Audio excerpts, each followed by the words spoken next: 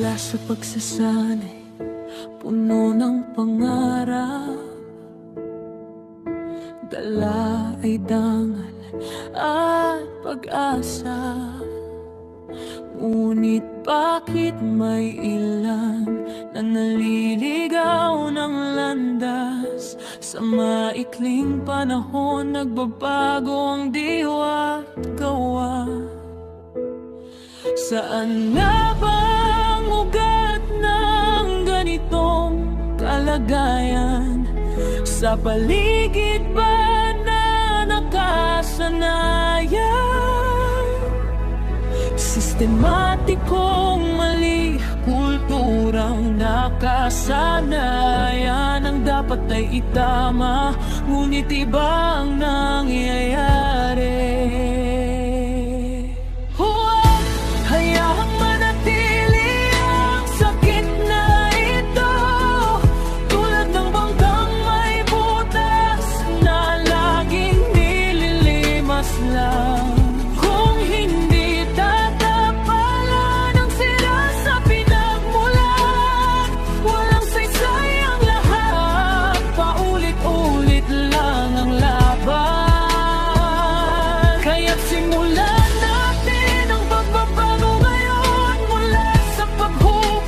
Hanggang sa pagtupad ng tungkulin, ang tunay na kawalay matatag at marangal. Nagbibigay inspirasyon, sa lahat ay halimbawa.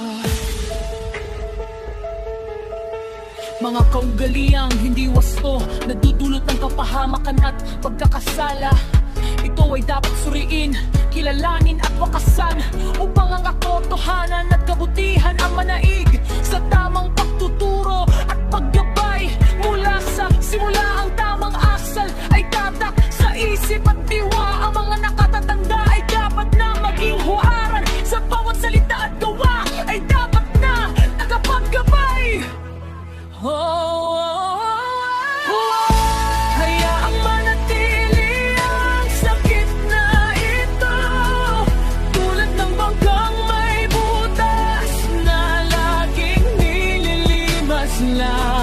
Kung hindi tatapalan ang sira sa pinagmulan, walang saysay ang lahat, paulit-ulit lang ang laban.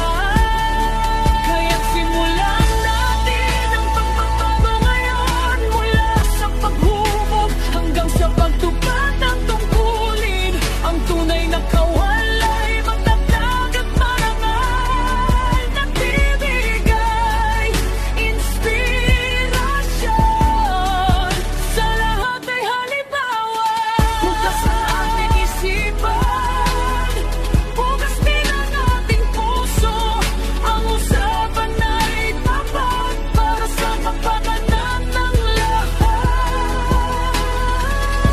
Hindi madali ang landas na ating tinatahak, ngunit kung magkakaisa, makakamtan ng tagumpay. Ang prinsipyong itinanim ay ating pananatilihin, dahil ito ang sanda kalaban sa anumang pagsubok. Ang dangal ng paglilingkod ay ating ingatan, upang ang pangalan natin ay laging pararangalan. Huwag hayaang manatili ang sakit na ito, tulad ng bangkang may butas na laging nililimas lang. Kung hindi tatapalan ang sira sa pinagmulan, walang saysay ang lahat, paulit-ulit lang ang laban. Kaya't simulan natin ang pagbabago ngayon, mula sa paghubog hanggang sa pagtupad ng tungkulin. Ang tunay na kawalay matatag at marangal, nagbibigay inspirasyon, sa lahat ay halimbawa. Sa bawat hakbang, liwanag ang ating sundan. Ang dakilang kawal ay laging mananaig sa paglilingkod na tapat, wagas at dalisay. Ito ang ating dangal, ito ang ating buhay.